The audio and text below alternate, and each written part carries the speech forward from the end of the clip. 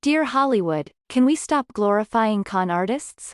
Even if you haven't seen Netflix's Inventing Anna, or Hulu's The Dropout, chances are you've stumbled onto a podcast devoted to breaking down Anna Delvey, real name Anna Sorokin's infamous cons, or scrolled past a TikTok or Twitter thread recounting disgraced Theranos CEO Elizabeth Holmes's fraud case.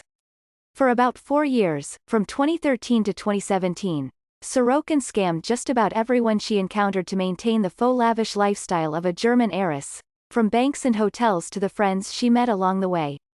Meanwhile, Holmes, the founder of biotech company Theranos, deceived investors and patients for over a decade about the viability of her blood testing device, the Edison, claiming it could run dozens of tests on a single drop of blood.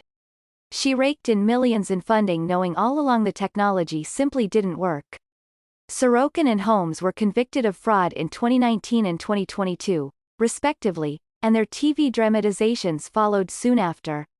Somewhere between the release of Netflix's Inventing Anna in February 2022 and Hulu's The Dropout in March 2022, the way we view high-profile convicted con artists has seemingly been redefined. There's been a rush to humanize these real-life scammers, and they've somehow been rebranded as gutsy and ambitious underdogs. With each passing episode of Inventing Anna and The Dropout, we as viewers become more and more obsessed with Sorokin and Holmes's schemes, and even more so with seeing just how far they could go before getting caught. But the real fascinating aspect for me was how confidently the women believed they could get away with it all. It's a confidence unfamiliar to me. Faux feminism was an integral part of Holmes's schemes. Anna Ariola, Nikki Endress, leaves her role at Apple to join Theranos after seeing a bit of herself in Holmes, but when Ariola discovers Holmes's lies about the Edison and confronts her, Holmes chooses to double down instead of addressing Ariola's concerns.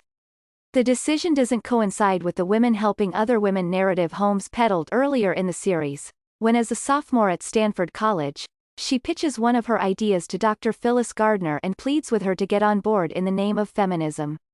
Dr. Gardner responds, "As a woman, let me explain something to you. You don't get to skip any steps. You have to do the work." It's a powerful sentiment that ends up getting lost, however. As the show progresses and Holmes attempts to launch Theranos, she is portrayed as an underdog trying to make it in a cutthroat, male-dominated industry. We almost believe Holmes is just doing what she needs to do, faking it until she makes it, because how else would the sexist men at the top take her, a woman, seriously? How else could she revolutionize the healthcare industry? But in reality, while this is certainly many women's experience, it wasn't Holmes's. It wasn't her gender that was scaring away investors, but her empty promises and grossly underdeveloped and unrealistic tech. When Dr. Gardner says, "As a woman, I cannot work with you," it's not because she's anti-feminist. It's because she knows Holmes's overconfidence and privilege has led her to believe her own delusions of grandeur and that Holmes would ultimately end up doing women in biotech a disservice. By the end of the series, we learn that women who come after Holmes have an even more difficult time emerging in the medical industry due to her fraudulent business practices.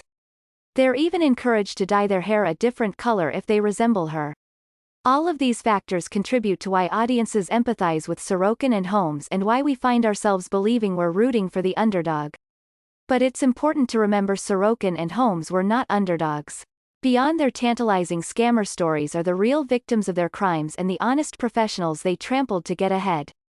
We must consider why Hollywood is so quick to glamorize these scammers, even rewarding them for their crimes with hundreds of thousands of dollars. Since the February 2022 release of The Tinder Swindler, Netflix has announced plans to adapt the documentary into yet another dramatization of a scammer's story. Only time will tell if Hollywood will spend as much time humanizing conman Shimon Hayat as they did Sorokin and Holmes, or if the fact he's an Israeli man who conned white women will change the tone. Because maybe sympathy is not guaranteed for all scammers, but just for the ones who are pretty, white, and blonde. Whatever the case may be, when we don't adequately condemn the harm scammers cause, we continue to aid in the immortalization and glamorization of their wrongdoings and welcome others in similar positions of privilege to do the same.